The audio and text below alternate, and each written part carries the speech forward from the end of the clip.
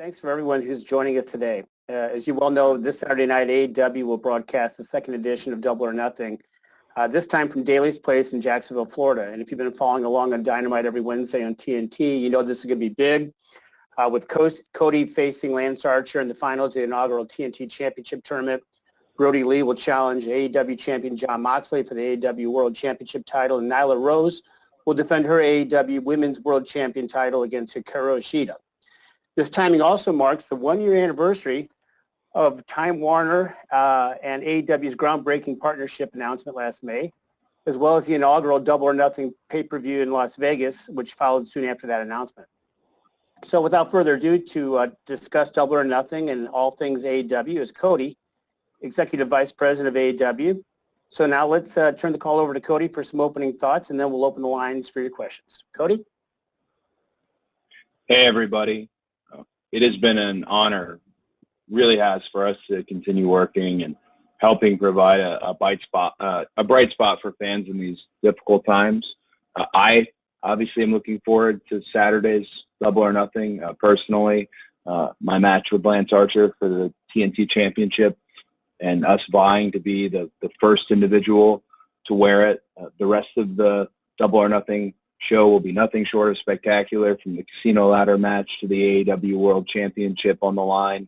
Really just an outstanding night, and if we can, take a beat and look back, this is where AEW began. Our first event, officially Double or Nothing, last year, sold out, MGM Grand. The circumstances are different this year with the pandemic and COVID-19, but that spirit exists.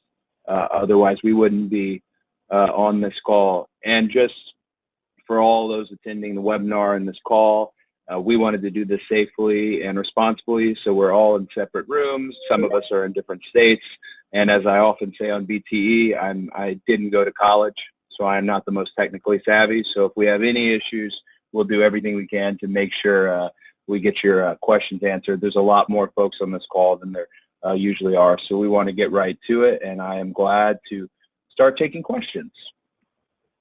All right. Thanks, Cody. So I'm going to open up the lines here. First off is going to be Connor Casey from Comic Book. Connor, can you hear us? Are you there? Yes, I am. You're up. Awesome. Cody, hey, thanks for taking the time to do this today. Really appreciate it. They mentioned the card at the top of the call, and I was just curious, how close is this card compared to what you guys had planned, say, back in early March before so many different things had to change? That's a great question. I actually would say this card, just to peel the curtain back a bit, 90% of what we potentially had planned. Obviously, we were presented with a curveball, and we're at the plate, and we're hoping to connect. But not a lot of things changed due to COVID-19 and the pandemic in terms of creative. One thing that's just a really bright spot in all of this, and I'd be remiss if I didn't mention it, is during this period of time, all the credit has got to go to Tony Khan, obviously the owner and the founder of AEW, but I mean big time George Washington crossing the Delaware type stuff in terms of the shows we did in Norcross and the amount of matches we had and the patchwork of putting these events together. Him, Kevin Sullivan, Jim Morris, I just want to shout them out. But to answer your question, not a great deal has changed. We've been fortunate to have our stars and our lead individuals on the show, and last night a really nice moment to have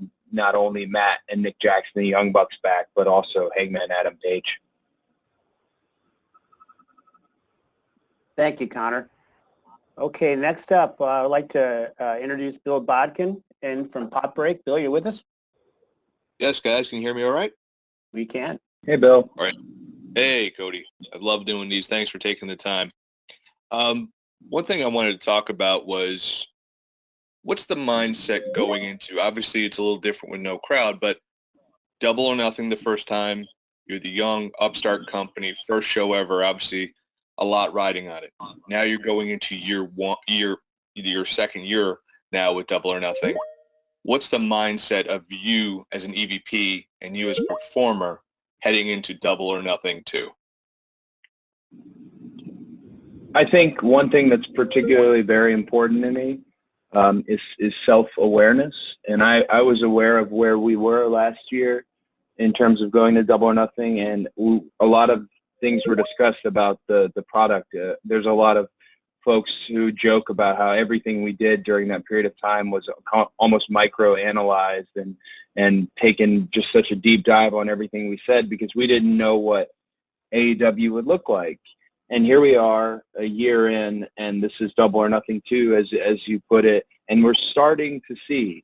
We're evolving right in front of the audience. What is the piece of AEW that's the most prominent? Is it the fact that there is such a diverse series of styles amongst the EVPs who all have such a role in the company? Is it trending in one direction? So for me, the mindset is just to continue to make Double or Nothing destination programming, to continue to make AEW destination programming and take what is working and what people enjoy. And that's incredibly difficult to quantify when you have no audience screaming and booing and things of that nature. So you have to really analyze and hope and to some degree guess what people may love or like. But I've been very self-aware throughout this process, and I know the company may look differently than it did, but in my eyes it looks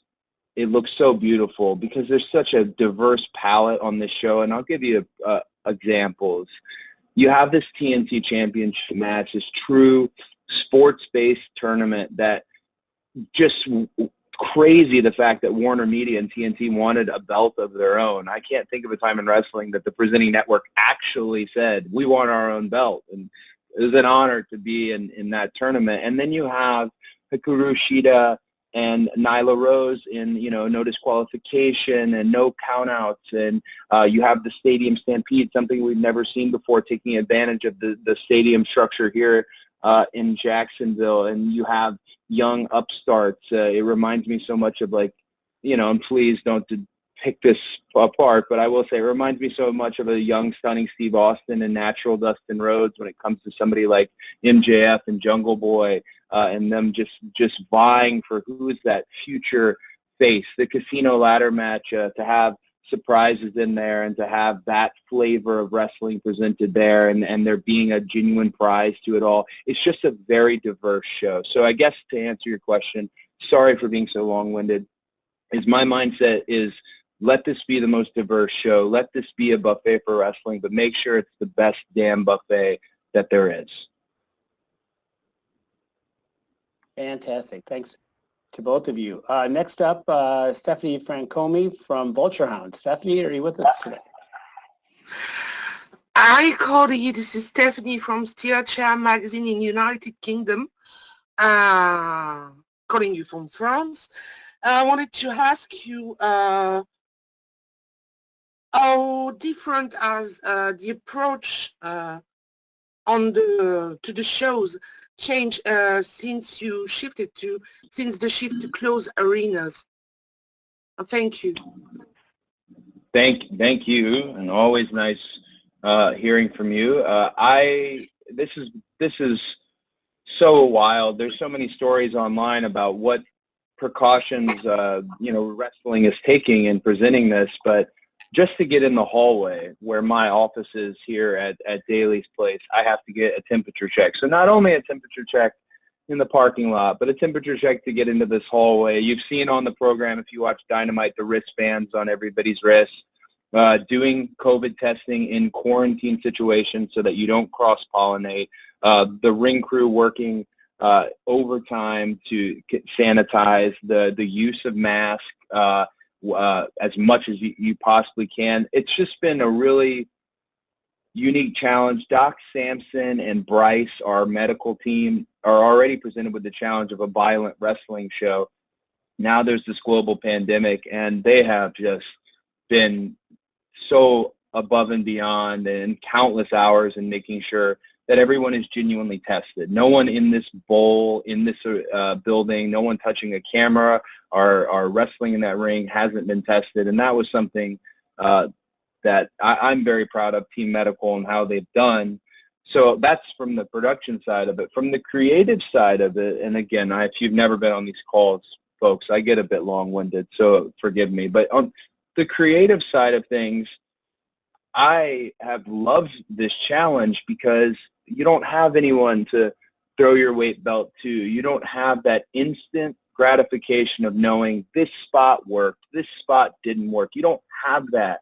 And what a way to test your skills. I'm obsessed with wrestling. And I think anyone who knows me on this call knows I'm obsessed with it. So this has presented itself as a challenge that I really want, because to me, okay, no, there's no one sitting in the crowd, but there are people sitting at home. They're sitting there with their family, families together, and they're watching wrestling, and it's my job to entertain them. And I can't know for sure if I'm doing it, and it's beautiful that we have social media.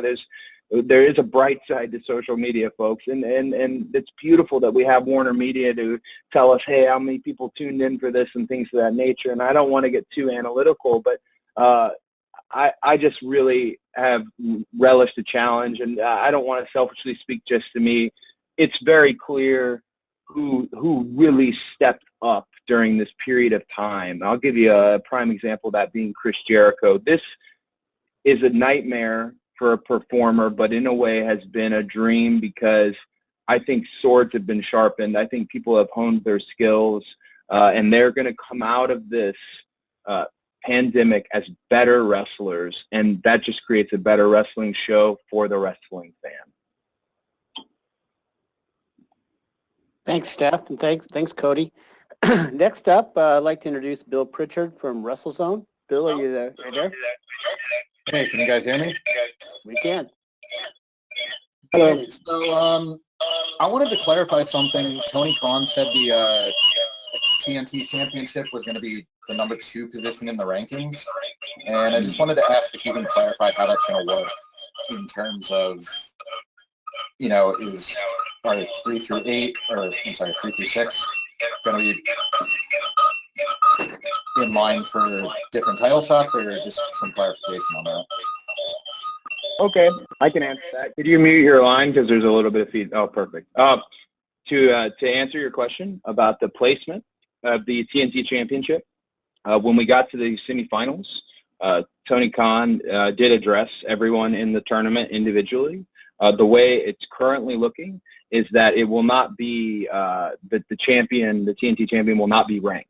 He will be listed as a champion, whereas currently Jon Moxley has big platinum and is the world champion. The TNT champion will not be ranked. So those titles, we're not going to look at them as 1 and 2, and that's because we want to see what becomes of the TNT title. And the only way we can do that, we can't tell you here and now, hey, it's going to be a workhorse title. We can't tell you it's going to be a mid-card title. We can't say any of those things because we've never seen it before. I've literally never seen the belt. So it will grow and have an identity of its own. But I can say, as far as the rankings go, the top 5 will all be non-champions. So the TNT champion and the world champion will be unranked individuals. The top 5 does tend to skew towards, well, number 1 is going to wrestle for the world championship, but we'll see how Tony takes that a step further as someone who's, a firm believer in kind of the sports-based ladder system that is involved with rankings and the quality of wins and things of that nature. We'll see where it goes, but the TNT champion will no longer be ranked. All right, thanks, Bill. Next up, let's introduce Dave LaGreca from SiriusXM. Dave, welcome. Hey, Cody, how are you? Thank you for this. First off, how did you get? This is a serious call. I'm sitting here sweating bullets. This is a serious call, and you're on here. Your question better be the best question asked, or I'm going to come and find you and literally kick your ass. And everyone on this call is a witness to that. It better be the best question ever. I actually have 2 questions for you, Cody. Okay. Before we get to Saturday, it's the 40th anniversary of Empire Strikes Back, so I was wondering how you're going to celebrate that today. And then looking ahead to Saturday with Brody Lee, who really never had an opportunity to have a main event match or a championship match, being on the stage, really quick after his debut, being not only in a championship match, but a main event match for Double or Nothing on Saturday? Well, I'll answer the latter first, and it's very much a proving ground for somebody like Mr. Brody. He probably will likely not appreciate what I'm going to say, but I will say it. I'm very proud of Brody Lee. In a different aspect in the world that people don't see, he's stepped up considerably as a leader. This locker room is very young, and it needs leaders. I always was in locker rooms that had great leaders, and the wrestling etiquette was taught correctly without bullying or anything of that nature, and the respect aspect of why we shake each other's hands every 30 seconds, that's all right there. And Mr. Brody, Sean Spears, two guys who have really brought that to the forefront. But his match is a proving ground. That guy can go. Big Rig can go. And I very much look forward to him and John Moxley. We all of a sudden went from being a very light heavyweight company to the board is now filled. You've got individuals like Wardlow. You've got individuals like Luchasaurus, Mr. Brody, my opponent in Lance. You have these super heavyweights converging, and it's really exciting to see. The former, in your initial question, the Empire Strikes Back, I will have to wait. If anybody knows me, I get very nervous before pay-per-views. I don't take in any revelry. I don't drink. I don't party. I'm very just singular focused, and I know it can border on obsession. But I want to win, and I want the company to win. And The Empire Strikes Back, my favorite movie on earth and the best movie of all time, can wait until the work is done, and hopefully that'll be Saturday night. And if it's anything like when I normally watch The Empire Strikes Back, Brandy will fall asleep around the Hoth battle, which is right at the beginning, and I will enjoy it and love it and get my wisdom from Yoda as he always gives it to me. So, Dave, I want you off the call now. That was it, and I wish you the best, Dave, in your future endeavors.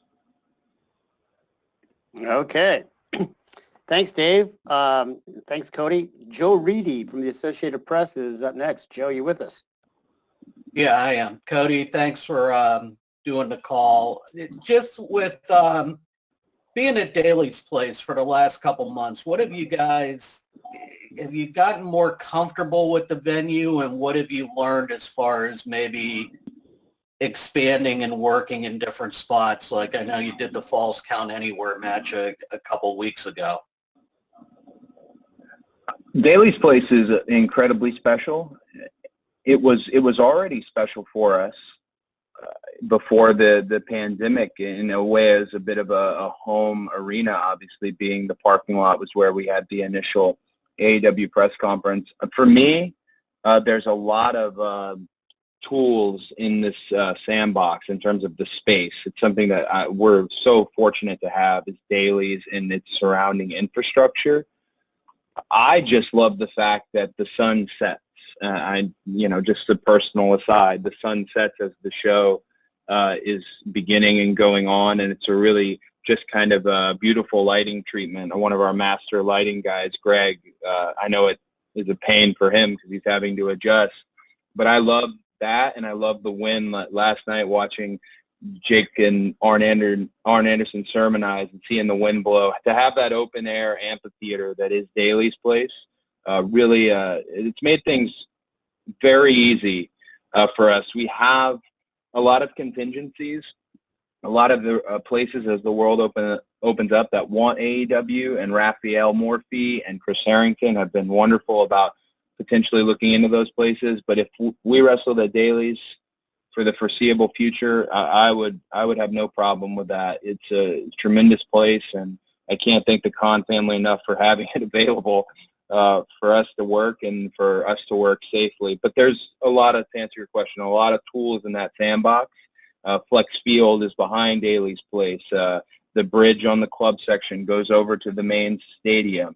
So there's a lot of room for us within the show to play with in areas you might see. Thanks, Joe. Thanks, Cody. Jim Barcelone from the Miami Herald is up next. Jim. Yeah, thank you, Cody. Follow a little bit up on that because you did answer it a little bit in the previous question, but Florida and Governor DeSantis has been the leader in opening up to pro wrestling.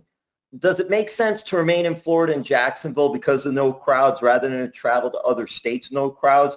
Or is the plan as more states open up moving forward to go to other states' venues with no crowds?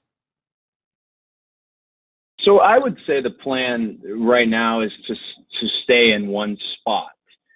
And the reason being you put your talent and your production in at risk when you move the show around, and obviously we can meet that risk with proper medical management and the testing and the temperature checks and the quarantine aspect of it all.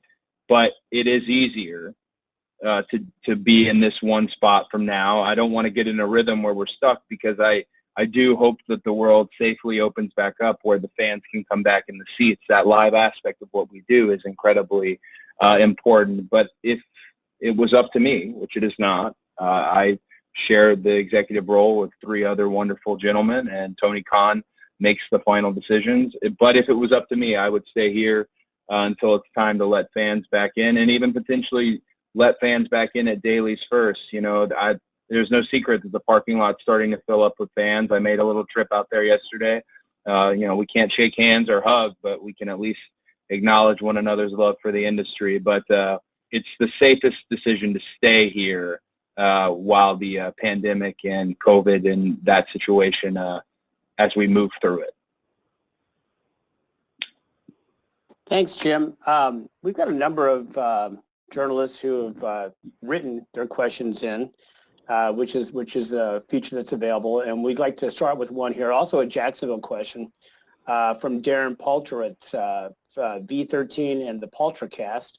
And the question for you, Cody, is there an AEW accomplishment that you're most proud of to this point? And then since that you're now spending a lot of time in Jacksonville, what do you love most about being in Jacksonville? What do you love most about being in the city?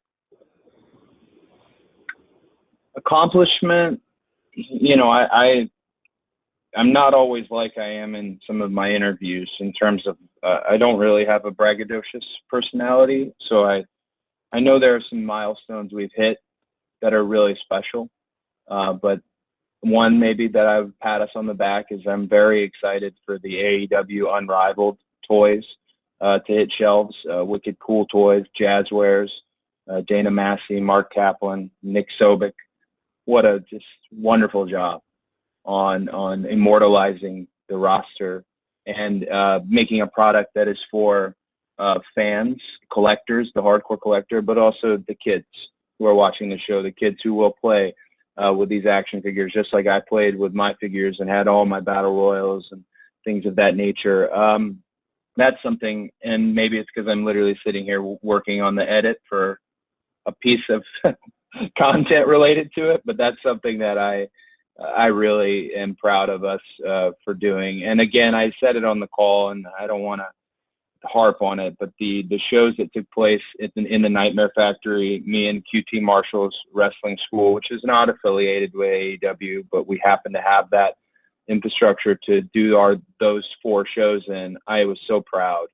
If you've ever seen the movie The Replacements with Keanu Reeves, it felt a lot like that. There were so many young men and women who stepped up. A lot were in enhancement matches. Some were in very competitive matches. But to see them and to get to know them was special. All of them. I tried to list as many as I could in a social post the other day.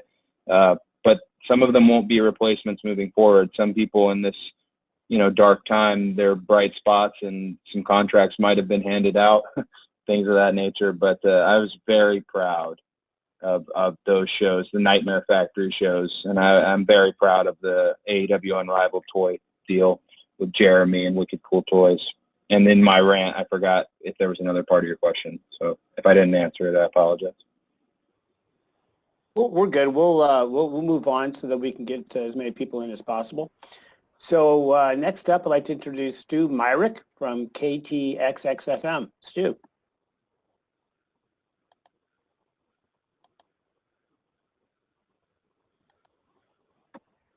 Stu, are you there?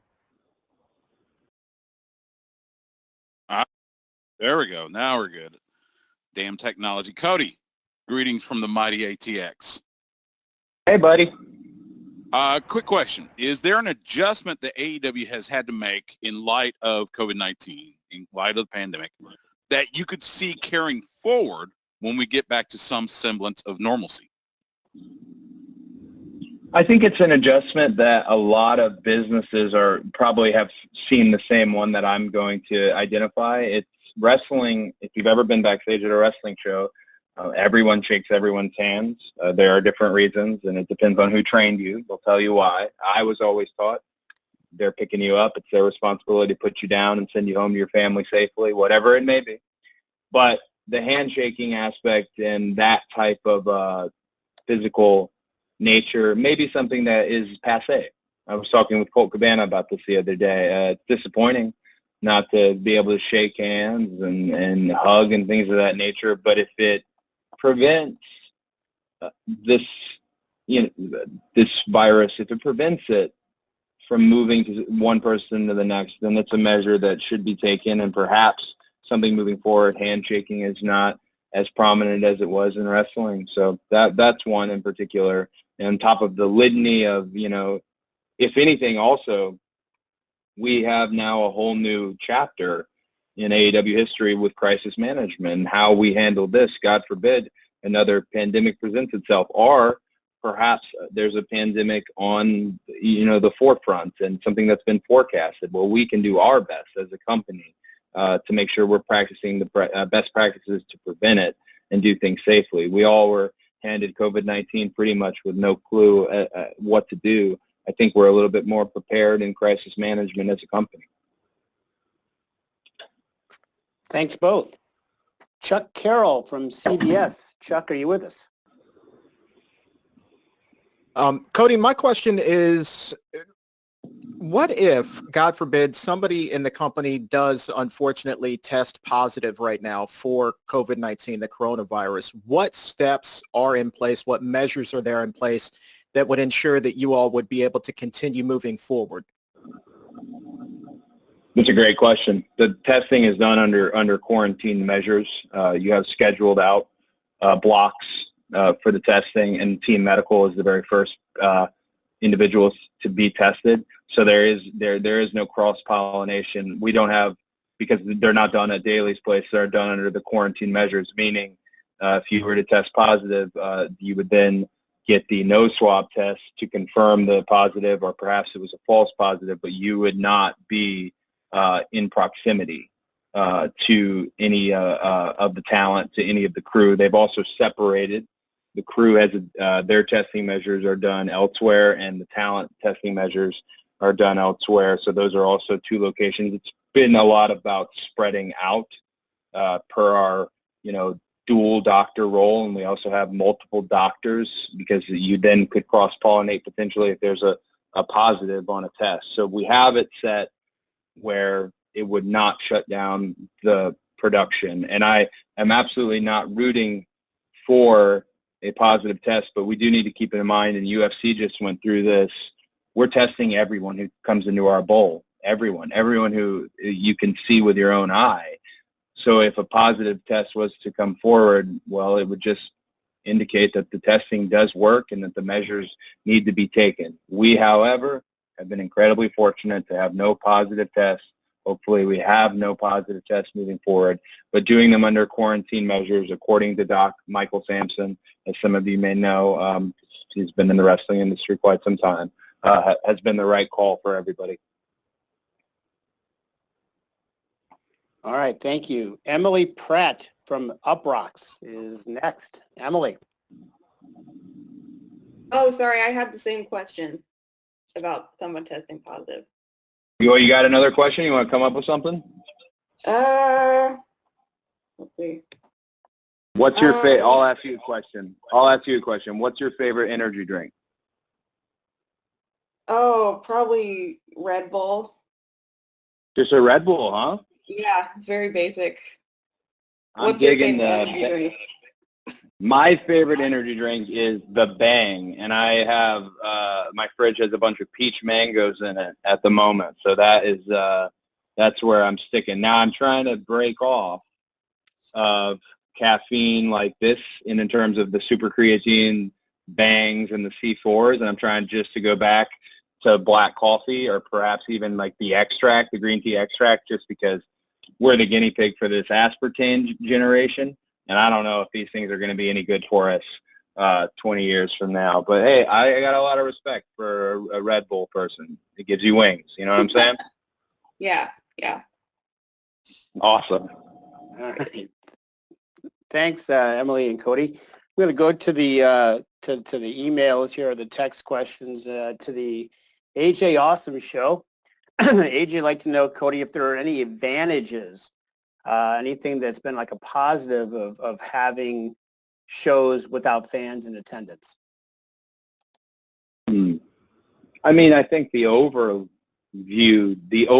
advantage is that you're really tested as a performer and a competitor. How do you tell this physical story with no fans to help you, with no background music to ride? So that's been a positive. But to be frank, there really hasn't been any other positives in terms of we very much miss the fans. We miss each other. There is a need as a wrestler for a fan, and Hulk hulking up. Every aspect of a really good wrestling match and the psychology of it, it depends. And I know there are different flavors, but wrestling depends on the crowd and depends on one another. So we're now working for this crowd that's at home, and we're hoping and we're guessing and things of that nature. But mainly the positive has been becoming a better performer and a better wrestler. But overall, I can't say how much I miss it on a personal level, and I know the locker room misses it on the fans, and hopefully we can have them back soon. Fantastic. Next question is from Zach McGibbon from TSN. Zach, are you there? Thank you all. I just wanted to ask a question surrounding Mike Tyson in terms of how he was able to come in. You mentioned earlier that about 90% of the card had been planned out before the pandemic. Was Mike Tyson part of those original plans before the pandemic hit, and how did that deal come together with Mike Tyson? Mike Tyson is actually somebody that we met as a company at Double or Nothing last year.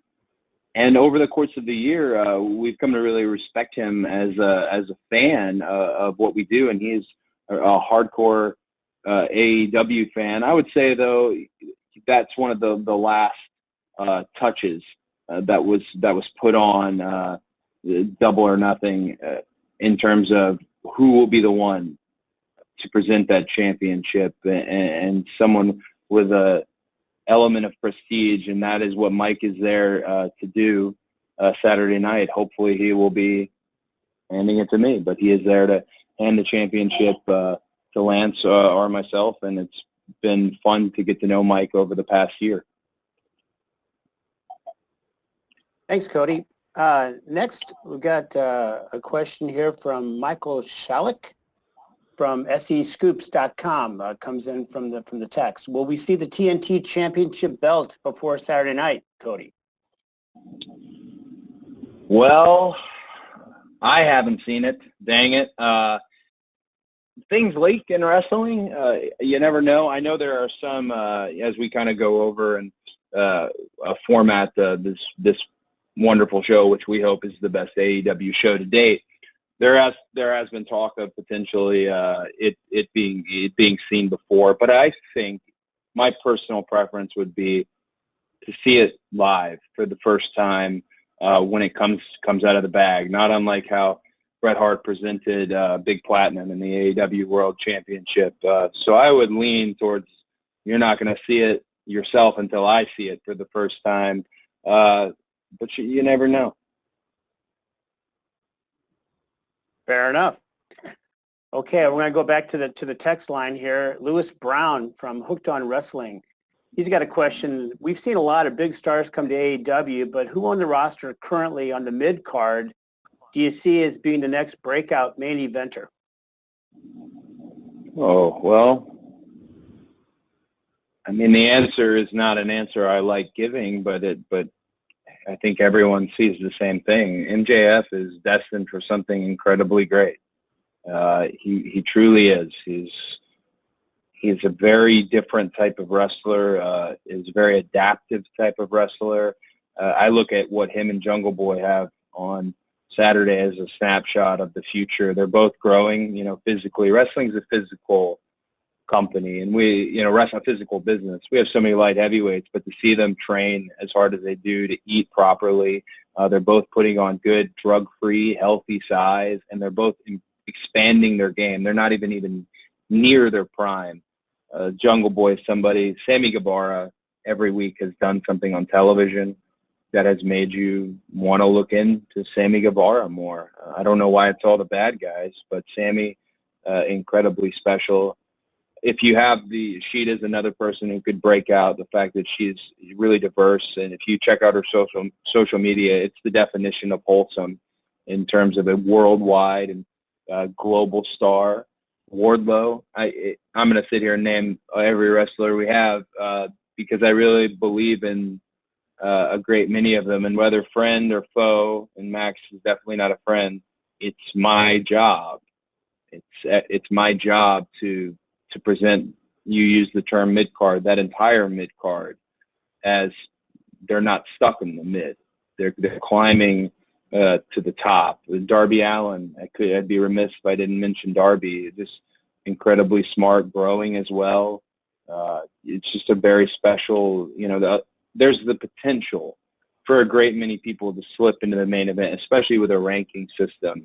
You take a look at Best Friends potentially slipping into the number one contender spot based on their buy-in. Trent Beretta alone, though, is a really stout singles wrestler and somebody who could break out and be a legitimate contender. There's a lot of options, and that, I hope, is the sign of a great company, and I hope guys will meet those challenges when they arise. Thanks, Cody. I've got a couple more here that are coming in on text. Next one comes from Daniel Wood from Sportskeeda. Creatively, is there anything you, Cody, or any of your colleagues have attempted only to realize it just doesn't work in an empty arena setting or without an audience? It's a great question. I mean, there are things that maybe not work isn't the term as much as maybe aren't personal flavors, but there's been an aspect of experimentation. One example is the microphones. So people will ask you, why do you got a microphone? There's no fans. Well, the microphones are actually for the cameras as well. Lav mics are available and stick mics. So that's something that's been kind of always, I sit back on the shows I'm not wrestling on and a little bit of a sticking point, like, why do we need these mics? But then when you take away the mics, you can't hear what anyone is saying unless you lav mic them. I'm getting very technical here. But one thing we have been fortunate to have is we do have the boys and girls on the roster there in the crowd, and obviously they've been they're all industry folks, so they're the most jaded audience you could get, but to be able to move them in any way is actually a great barometer of how things are going in the ring. So we've not had to just have crickets or silence because we've been able to have the boys and girls in the seats, at socially distanced and things of that nature, and with masks. And again, everybody is tested, but that's really made it so that we're not just dealing with utter silence, and that alone scares me half to death. I mean, that's the wrestler's nightmare is silence. So that's one thing. The only thing to really answer your question that I get a little iffy and sticky on from time to time is our use of microphones when we have no main large mass gathering audience. Okay, great. Thanks, Cody. Let's see. We got Richard Jones from Fox Sports Rochester. Any word on the talked about second show in Rochester? Oh, hey, we're gonna make it to Rochester. We're gonna get there. I really like something that we've done in terms of shows have not just been canceled. Almost every show that we've lost has been postponed. So you'll probably in the next, I'd say 2 weeks, see some new presented dates with potential shows. And I'm hoping, everyone has their own theory and speculation, and everyone's an expert on when fans are going to come back and when they're not going to come back. But I would tend to think sooner than later if we can do it. And maybe there is, a small gathering, and there could be limitations to it all. But Rochester will for sure happen. That was a show we were really, really looking forward to. I particularly wanted to see Brody Lee in Rochester just because I know that's his hometown. So it's not something that's going to get pushed very far on the back burner. The only live event plans that might take further to replace or renew is any international live event plans, because that we're just like everybody else, we're waiting for when the borders will open up and how the borders will open up. I got one more here on text that I'd like to share with you, Cody. This comes from Christian Hubbard from the Illuminati. His question is, Broken Matt Hardy will team up with the Bucks and Kenny Omega and Hangman this Saturday, collectively as the Elite. Is Hardy an official member of the Elite, and what do you hope that he accomplishes in the company? Matt Hardy is wonderful. Last night I got the privilege to sit outside and just have a beautiful view of the Jacksonville waterfront with Matt, and to hear him tell stories to some of the younger guys, and really special veteran who is, not unlike my brother, is able to continue to go. It's really great having his presence. As far as the Elite is concerned, I'll go ahead and say it. It's probably the most controversial thing on this call, and I don't mean it to be. The Elite, more than anything, is the original, the OG, and that being Kenny Omega and Matt and Nick Jackson. That's the heartbeat of it all. Those guys are glue, and they do everything individually together. And they're, look at it. Kenny was PWI's Wrestler of the Year last year. Matt and Nick Jackson, I don't know how many tag team accolades they've won. Incredibly polarizing figures, but they're polarizing because they're damn good. That's the Elite. And then you've got kind of the expanded universe Elite, and Hangman Adam Page and Marty Scurll, Brett bless his soul. And I would assume that Broken Matt is trial by fire here as someone who's under the Elite banner. I'll tell you, on a personal level, the reason I go so hard on the Nightmare Family and the jackets and everything is out of respect for the Elite. That's their world. It's an honor to have been selected to be part of it, and to have been with those guys. We're a family, and that's very, very special. But at the end of the day, the OG will always be the OG Elite will always determine who is Elite: Kenny, Matt, and Nick. And I think Matt gets what would you call it, a battlefield promotion, perhaps, to the Elite. All right. Thanks, Cody. And I just realized we're at 45 minutes. So unfortunately, we're going to have to wrap up. It's been fantastic. Cody, thanks a million for your time. And on behalf of Tony Khan, Cody, and all the executive vice presidents, everyone at AEW, thanks for joining the call today. Per our custom, we'll be distributing an audio copy shortly.